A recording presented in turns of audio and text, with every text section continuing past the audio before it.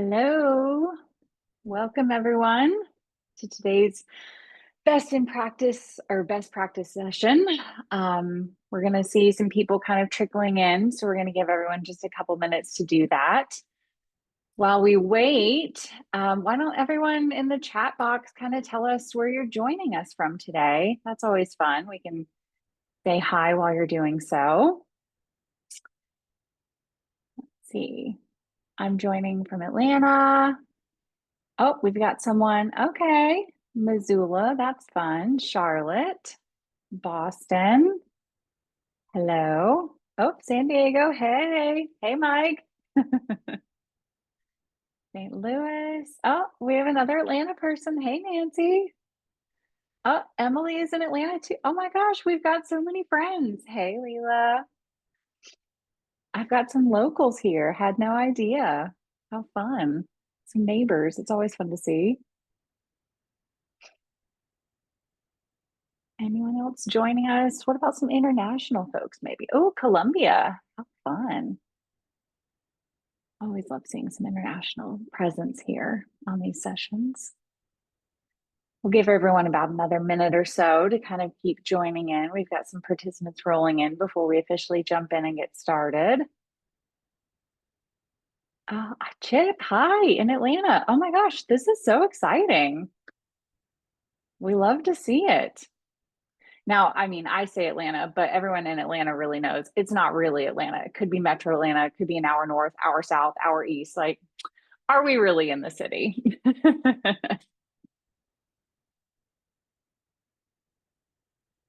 Funny. Now I want to know all the Atlanta people. Are you really in Atlanta? Oh, Chip says Buckhead, so he's legit. That checks. The good for you, Chip.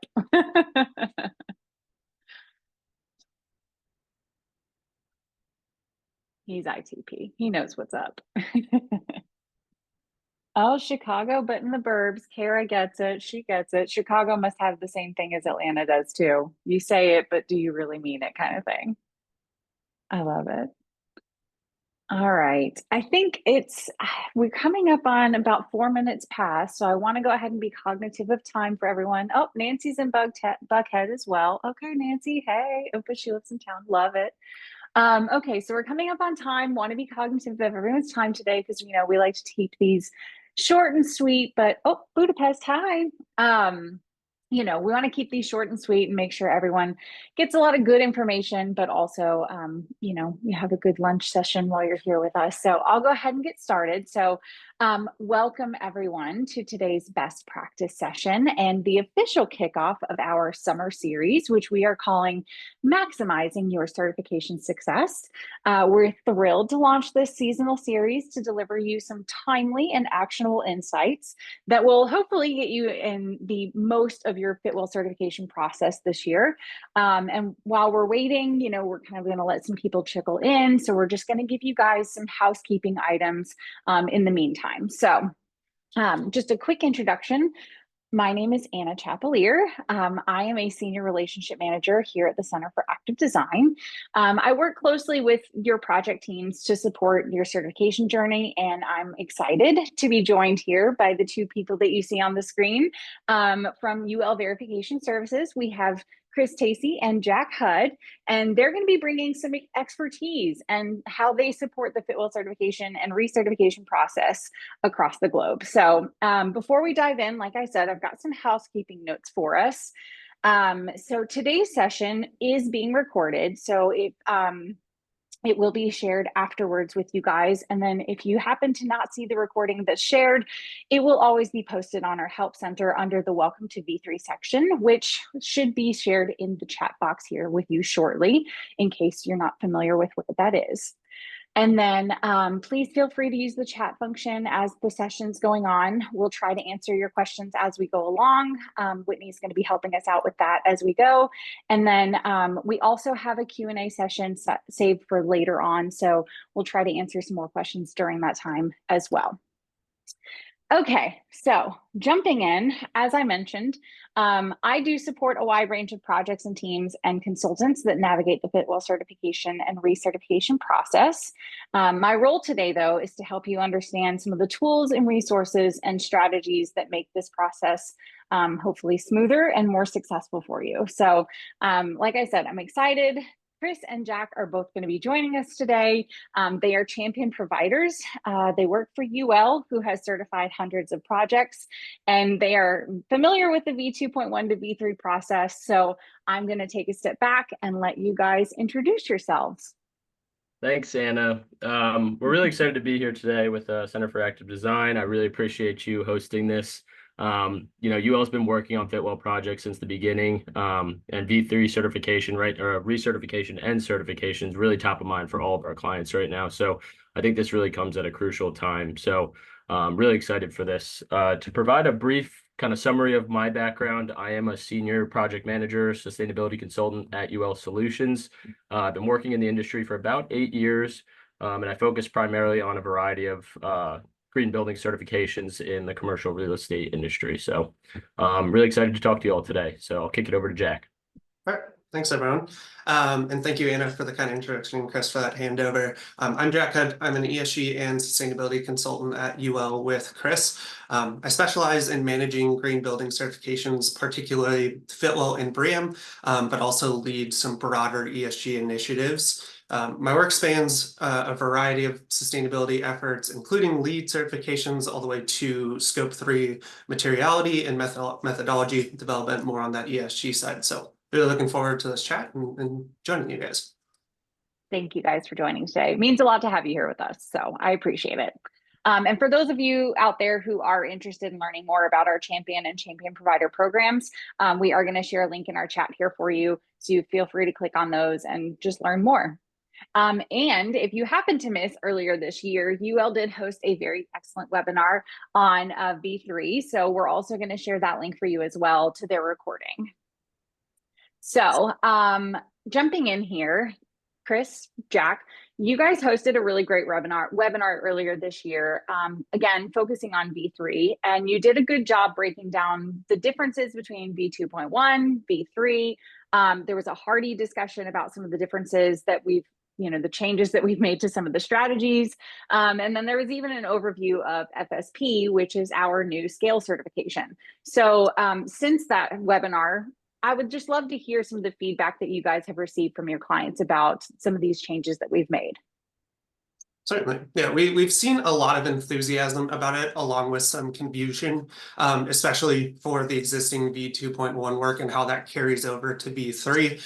Additionally, kind of how much effort would be involved with transitioning these projects from V2.1 to V3. So because certification isn't as much of just a refresh like we've typically seen when you're going from the same standard to the same moving year to year, it's often a full rework, as we've typically seen with the arrival of new certification versions. We're seeing that many of the strategy requirements have evolved, and along with that, the documentation standards are higher. And so even with familiar strategies that you've worked with in years past on multiple certifications and recertifications, you're having to provide new evidence associated with that. So just some learning curves from both our clients and ourselves as we familiarize ourselves with the new version. But with that being said, those who have started with early planning, been utilizing portfolio-wide policies, and also incorporating tools like FSP, like you mentioned, as well as the crosswalks that are available, we're really finding ways to streamline the process. I love that you brought up the crosswalks, Jack. That's exactly why we created them, actually, especially the newer ones that came out with the recertification guidance. It's because those are meant to guide teams with the step-by-step process to help go through all those changes. We've gone through what stayed the same, how to maximize those efforts, what's changed, what's different, and it really is a smart way to plan strategically how to get through from V2.1 to V3 when you are recertifying a project. We even get as specific as letting you know what you're going to see on the platform and how to respond to the platform. So we're going to send a link to the download actually now in the chat for everyone if you haven't seen those crosswalks yet, because they are very pivotal to what's going to get you through those recertification processes. Yeah, absolutely. And I just wanted to chime in too on the crosswalks.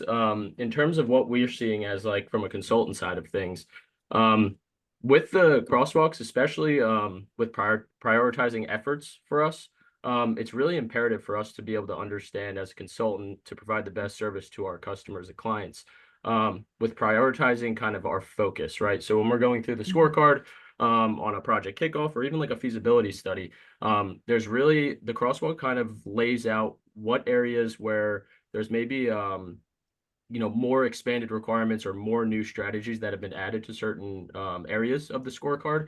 And so it really helps us to kind of focus our clients' efforts and our own efforts in specific areas. So one of the things I wanted to point out too is like, as an example, the operations and maintenance section. That section does have a lot of new information. It's a brand new section to the multi-tenant base building scorecard. So that's an area where we would focus a lot at the beginning of a project to kind of identify what strategies a client or a customer or a project can actually pursue, and where are the gaps maybe that we can maybe start to look at implementing different strategies on site or in policies.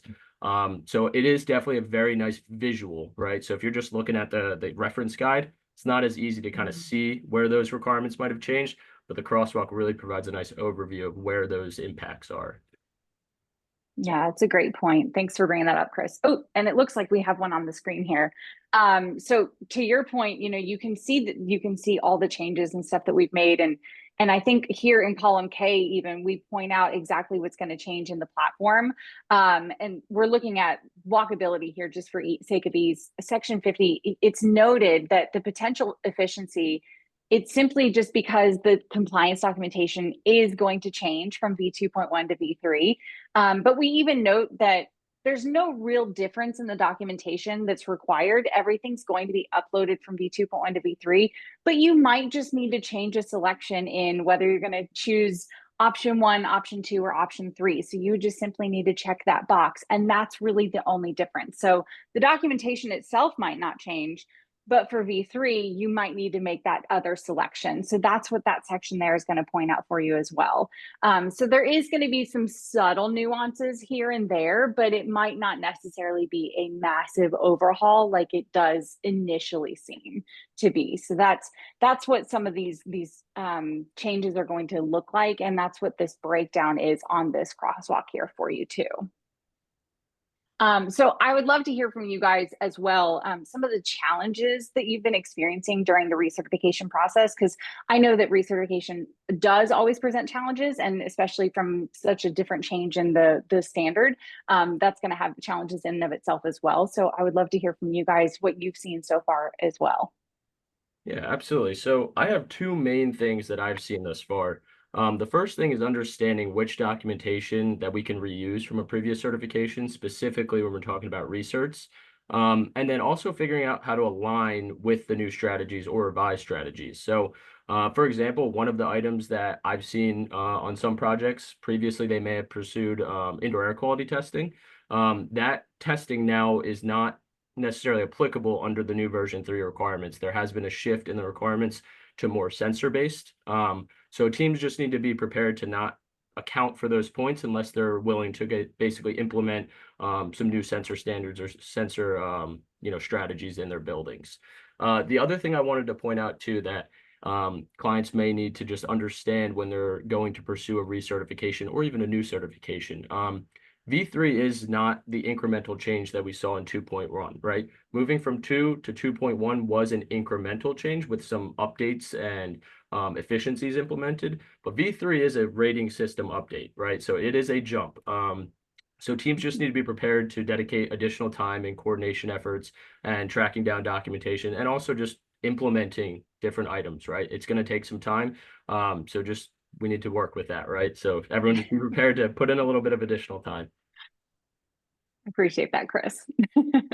Yeah, and to build off of that, it's taken our team some time to really dive into the V3 requirements and how these differ from V2.1. But early on, we're already finding that these recertification efficiencies and finding really ways to make that process smooth and transitioning over is really important, especially in what we're seeing for this upcoming submission season. One of the biggest challenges that we're seeing too is the level of coordination that's required, and a little bit more of this heavier documentation lift just with those additional options and changes there.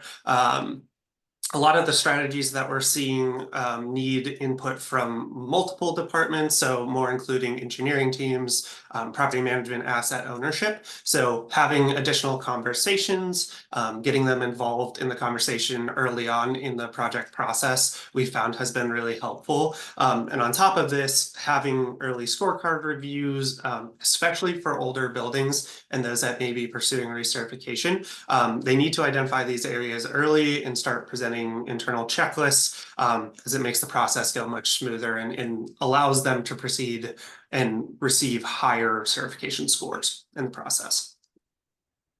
That makes sense. And very excellent points too. Something that might not have been thought of in previous versions of the standard, which now need to be considered for V3. So glad you guys brought that up. I also would like to remind everyone too that we don't have prerequisites. And so this is a choose your own adventure kind of certification system. So it does kind of help if you have pursued strategies in the past that you might not necessarily be able to get points for in V3, you can still achieve other points in other areas. So you might not get them this time, but then that gives you 3 years upon the certification valid for 3 years. So you've got 3 more years to continue to evaluate and reassess and continue to work on getting additional points as well. And then the nice thing too is that if you achieve strategies in the first certification, you can achieve different ones in the second one. You can add strategies, you can change strategies, you can kind of move it around. So that really does, like I said, it's a choose your own adventure, really. So it does help it assist where you need it to assist. And it gives you it's exciting new pathways, basically. So it is about incremental changes over time. We don't expect every project to achieve all of the strategies during the initial certification, and we don't expect you to achieve all the strategies during recertification. We're giving you a framework for action, but we're not asking you to pursue every strategy, and we know that's likely not feasible. So don't expect us to ask you for perfection here. We're just asking you to implement that building health is what is the most important here. So yeah, I just want to put emphasis on that in case anyone out there is thinking that that's what we're asking for here. So yeah. And that flexibility is really one of the reasons why we continue to recommend Fitwel to a lot of our clients. The absence of prerequisites is really a key driver for a lot of teams that are looking for a certification type, either for stakeholder demand, ton of external factors that can contribute to that. So that's why we highly recommend Fitwel as a choice. And amongst what you had said, the bunch of different flexibility and options really opens the door to a wider variety of assets to pursue certification. A lot of them that may not be able to meet some of the stricter criteria in performance-based standards, this really provides them a great framework to pursue an additional certification. Yeah, it does. And it also kind of helps too with those other assets being able to use this certification.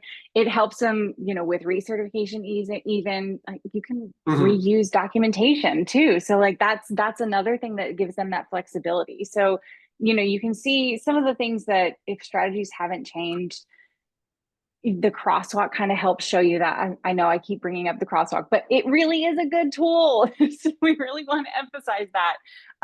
So we've tried to just restructure that. We've tried to simplify it as much as we can. But some of these, some of these assets, we've really tried to show you can reuse that documentation. If nothing has changed, really nothing has changed, reuse it. Make your life so much easier. So that's why we recommend, project teams get in there as early as possible. That's what helps. That's what you guys have said, as early as possible. Start having these conversations with those third-party users, with your property management teams, with the engineers if you need to. Save that time to avoid having to do rework later on. We recommend using the tools like the crosswalks. That's going to help out. We even call out strategies where, you know, documentation will be carried over. That's going to help with the recertification process. It's going to help you reference what you need to be taken out in order to receive credit later on too. So, you know, just as early as you can, really dive into those and see what you can do to get that recertification time just knocked down as much as possible. Yeah, and we've certainly seen that same approach is successful so far. Again, very interested to see with the initial review and submission season coming up, what adjustments need to be made, but very much so has seen that approach being successful at this time. It's one of the things that we're really encouraging our teams to do is stay engaged, especially if you recertified at this point 2 years ago and you're coming into your final year of recertification eligibility. Beginning the process as soon as possible, start having those conversations, start bringing in the teams that you need to, so that when the recertification deadline comes up, you don't have a lapse in that. And to revisit the topic of the new and adjusted strategies, we're recognizing that teams really need to be prepared to expand on some of the requirements in some of these updates. And one of the challenges that we're seeing is, although there are more options available, it sometimes makes it harder to narrow down your pathway to certification. So again, just pointing back towards that reasoning of needing to start earlier, because now you have kind of the world is your oyster strategy, where you can pick and choose in so many different ways that you just need to be able to identify them early on, and not create delays in those projects. And with that being said, all of these adjustments and requirements, going through identifying areas of opportunities like those crosswalks, those additional policies, ways that you can potentially, especially if you oversee a portfolio of projects, ways that you can apply from one project to another. So very much so recognize that point. Yeah, excellent point, Jack. Thanks. I appreciate that. So Chris, turning it over to you, do you have any recommendations or approaches that you have found that help facilitate conversations around recertification and maybe easing some of the challenges to some of your clients up front? Yeah, absolutely. Honestly, continuing with the starting early trend that we were just speaking about, doing a feasibility study we found is like imperative to figuring out where you're going to land in terms of scoring, maybe where there are some gaps that you need to fill in. So conducting a feasibility study early on before you need to recertify is absolutely important. The scoring between version 2.1 and version 3 we found is not a one-to-one comparison. That's obvious to me in terms of how could it. There's been a lot of expanded requirements, there's changes, there are pre-approved strategies, right? But there's new information, right? The update for V3 is trying to keep up with the current research, right? Everything that's going on in the commercial real estate world. So it's an update that you need to now kind of adapt to based on what your project priorities are and how you want to achieve your certification. One thing that we focused on in the webinar that we did earlier this year was taking a look at how the strategy comparison between 2.1 and V3 aligned. And one of the things is V3 has more strategies. That allows you the opportunity to pursue different pathways and more credits to then pursue your certification level. So even after kind of registering your project for recertification, if your score is lower than what you thought it would be, there's plenty of options there for you to then pursue additional strategies to get to where you want to be. So yeah, and specifically speaking, projects that might have certified around, 90, 95 points, we definitely recommend doing a feasibility. It's definitely important for you to be able to take a look at your documentation and any gaps that you might need to fill in. So highly recommend doing a feasibility study to help clarify everything for you. Yeah, always a good call for sure. So I'm sensing a couple of themes here just based on the conversation that we've had so far. A few quick tips that it seems like we kind of want to point out to everyone. I think we're all recommending using the crosswalks that have the recertification guidance. I think that's definitely coming up quite a bit. The next one I'm sensing is don't wait. Starting as early as possible, reviewing your existing strategies, documenting if you can, doing a feasibility study.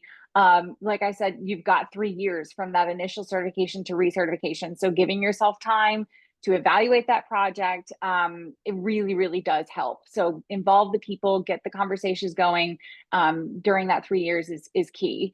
And then for those of you that might not have a provider, maybe bringing in a provider if you need one, like UL, if for example, might be a good idea.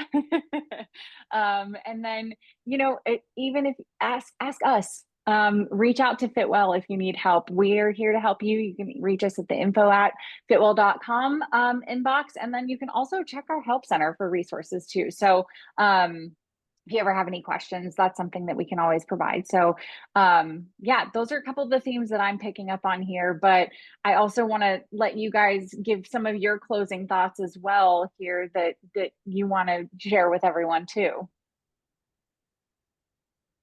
Yeah, absolutely. Just to kind of wrap up here, I just think one thing we want to emphasize with our clients is that recertification and certification in general is a moment to showcase your impact, right? What really matters to you and how did you pursue your certification? So it's not just about maintaining the label that you have on the building.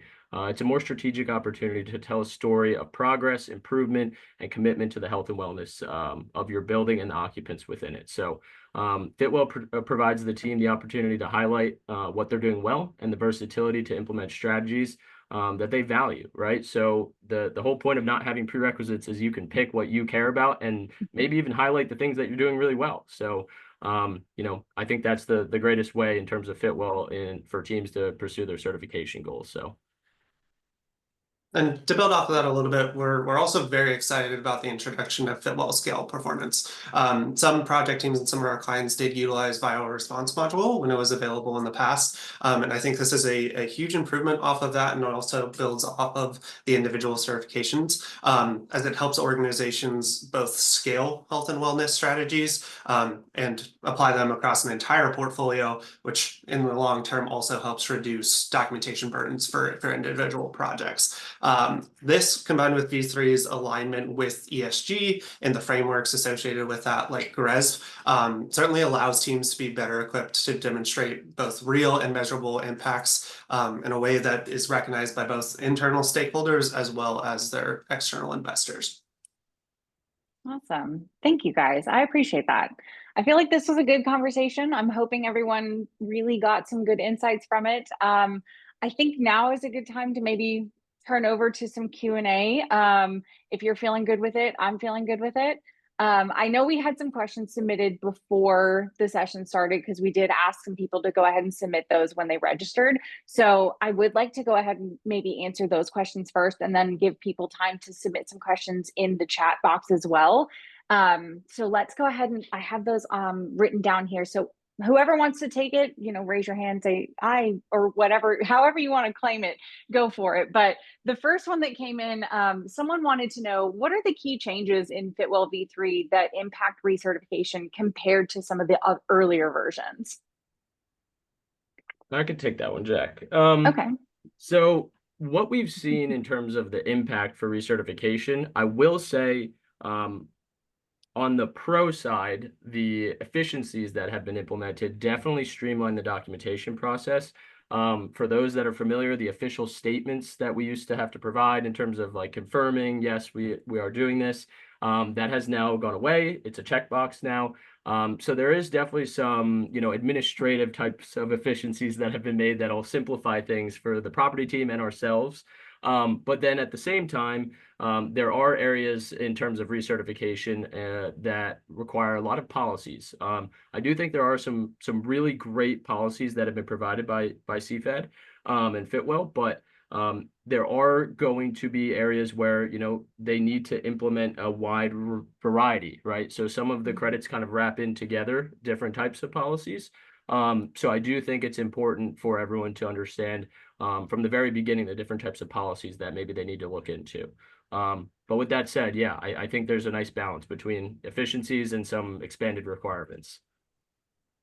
Makes sense. Yeah, definitely.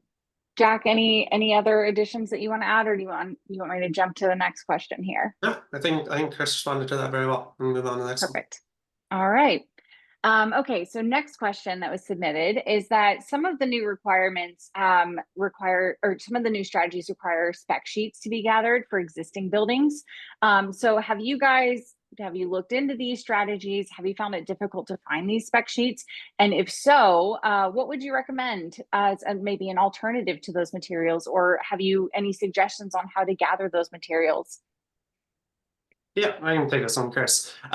We are certainly seeing this challenge a lot, and it's not specific to Fitwel in itself. Especially with older buildings, it is a challenge, and when you start seeing transition in ownership, and just as time goes by, documentation gets lost. So we are seeing this very regularly. It's not an odd occurrence, and we are seeing this, though, especially with a new certification version, as a true opportunity to recognize gaps for building. So if you are going through the framework and trying to recognize areas of improvement, finding that you're missing building plans, spec sheets, areas like this is a pretty large gap and an opportunity for you to improve, also for operational, but if you're planning to sell in the future as well. And so one of the recommendations that we have is starting to build up those documents yourself. So having an engineer, someone who's familiar with the project, walk and visit HVAC systems, lighting systems, be able to visually see them. And then from there, you can start tracking down spec sheets. Additionally, trying to, in ways, work with older ownership or teams that were familiar with the projects early on, maintaining a good directory so that you know these are the people that I can reach out to if we are pursuing a certification, or if there's another reason to need this information. Really building that information up so you can use it now and also for future use. Yeah, this has been a big one that we've seen quite a few people ask questions on. So I think that's going to be a really helpful answer, Jack. So thank you for that. Big time. Yeah. Thanks. Okay, next question. Do you guys see a lot of incentives for early recertification? Yeah, I mean, I could chime in a little bit on that one. I think the biggest incentive for early recertification is just time. I personally think it's time. Giving yourself the most amount of time will allow you to do what you want to do during the recertification process. It's harder to implement things and get buy-in, right, while you're reviewing different types of strategies when you're on a time crunch. So I do think that best incentive for early recertification is just it gives you more time to work with, right? So I think the earlier you can start, the better off you're going to be. You have more time to evaluate and really kind of pick the path you want to go down. Yeah, and I think, oh, go ahead. Oh no, sorry about that. I'll respond after you, Anna. I was just going to say, I think to that point, you can start early, but you don't necessarily have to initiate recertification early. You still have the 3 years. So that's what I was going to say. You can go ahead though, Jack. Yeah, well, that is a great point too, is without initiating, you can still start having the conversations and starting that work early. I think it does speak to, there was a question in the chat that I had saw about gap assessments and feasibility assessments.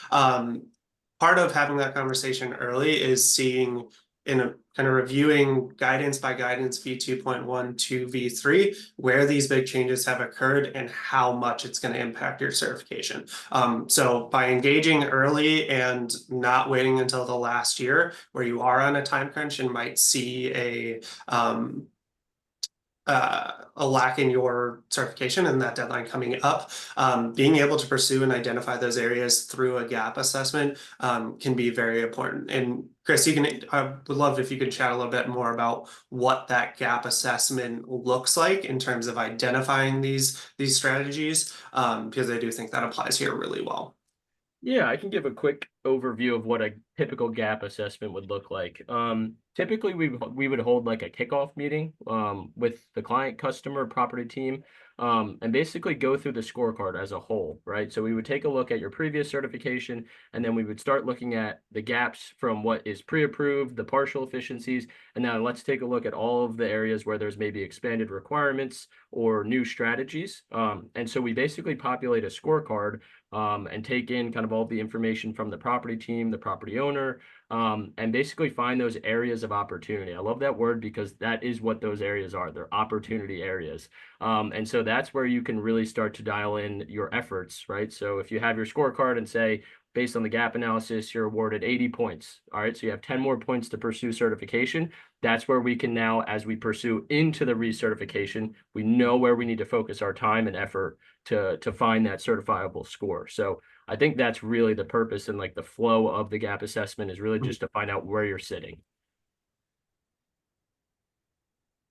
I love that. And I don't know if everyone knows this, but we actually have a gap analysis on the platform. So secrets to the secrets to the success here. There is a button on the platform to find that. And I can tell you, Anna, we have utilized that quite a bit, especially for projects that are even trying to move up to that next star requirement, 1 to 2 stars, that identifies credits and opportunities very clearly of you didn't pursue these in the last one. These are opportunities for your next time around. So we are certainly utilizing that. I love that you guys use that. And it is in order of highest to lowest point value. So it's great and easy to just go through and say, this is going to get us this many points, and it's pick and choose, like I said. So I love that you guys use that. So that's great. That's really great. Okay, we had a question and last one that was before the session, and then we can get to the chat box here because I see we've got a couple that have come in. Someone said that V2.1 to V3 recertification does kind of feel like a heavy lift. So if it feels kind of like an initial certification, what kind of tips and things can you guys give to this person that kind of helps them alleviate that stress or that initial feeling? Yeah, so I can give a little bit of a summary on that, and then Jack, feel free to kind of chime in if you feel like I missed anything. But I kind of hit on this earlier in one of my responses, right? In terms of the incremental change versus a full rating system update. That's why it feels that way, right? Even for myself as a consultant that's worked on version 2, version 2.1, I've been working on it for several years now. Anytime a new rating system comes out, it's just going to feel new. There's going to be new requirements, things you haven't seen before. You've been kind of going through the process under version 2 for years now. So it just feels that way. In 2 years from now, it's going to feel normal, right? Once we get used to the requirements. So I really think it's just in general, it's just new information. And as we kind of work through the process, understanding how the requirements kind of impact buildings and how teams can implement them efficiently, I think that's where we're going to hit our stride in terms of property teams and clients feeling more comfortable with it. I think it's just in terms of feeling like a heavier lift, it does because it's new. And I think that's the simplest way to explain that. Yeah, and could not put it better myself. It's something that we've experienced with other certification types, really what you have with introducing a new version of anything. So a lot of learning curve, as Chris said, for us, even diving into it and being able to explore it fully. It does feel like a bigger lift because we've been working on version 2.1 now for feels like a decade. And so it's quite the change in switching over there. And again, I don't want to push back on this again, but adding more time and being able to address it early on makes it feel like it's less of a burden and more of a learning experience through it. So just some changes there. Yeah, and Anna, one more thing too. I just wanted to point out, the Fitwel Help Center has a lot of information on it. I use it all the time. So I would highly recommend anyone that maybe has questions or they're uncertain about something, go ahead and start looking through the Fitwel Help Center under the V3 category. I mean, it's got great information on there, like we've talked about the crosswalks. They have applicability matrices, the scorecard. So there's just a lot of information on there that definitely can help teams kind of feel a little bit more comfortable, until maybe they have a provider to help them. Awesome. Thanks, Chris. I always love it when you plug our resources. It's so great. Yeah, they're great for me too. I use them. So I'd love for That's what they're everyone meant else for. Okay, so it looks like we have two questions actually about the IAQ policy changes and the sensors. So basically, to kind of sum up both of them in one, what are some of the obstacles that you guys have found surrounding the new monitoring requirements within that strategy? Sure. So the first thing that I've noticed is buildings may have pursued previously the IAQ testing credit that required annual on-site testing, which is where someone manually comes out to take readings. And then they have a whole IAQ report with lab testing and everything like that. The biggest switch that I've seen or update under the new IAQ testing protocol is the requirement for monitoring and testing. So it's not or. The biggest thing is the fact that it is and. So you need monitoring in place to even pursue the testing portion of the requirement. So I think it is a great strategy, and I do like the transition. It's just going to be for the buildings that take the initiative to implement sensors, essentially. So, I would love to see a testing requirement in there or an option. But at the same time, I do think it's trying to push the building industry to that next level, right? That's what all of these certifications, any type of certification or rating system that makes an update, it's usually trying to push the envelope to kind of bring the industry forward. And so, I mean, at the end of the day, that is kind of the intent here. But, at certain points, I would like to see a little bit of more optionality for project teams to kind of pursue that. But I'm in favor of kind of pushing the industry forward. So that's the biggest requirement. You need to have sensors in place to pursue that. Yeah, it makes sense. And I mean, just to kind of shed some light on this, if you will, all of the data that backed this, or all the research data that backed V3 standard is post-COVID. So like IAQ obviously needed to be elevated, so to speak. More people are concerned about indoor air quality. So yeah, obviously we're going to have more stringent requirements when it comes to that.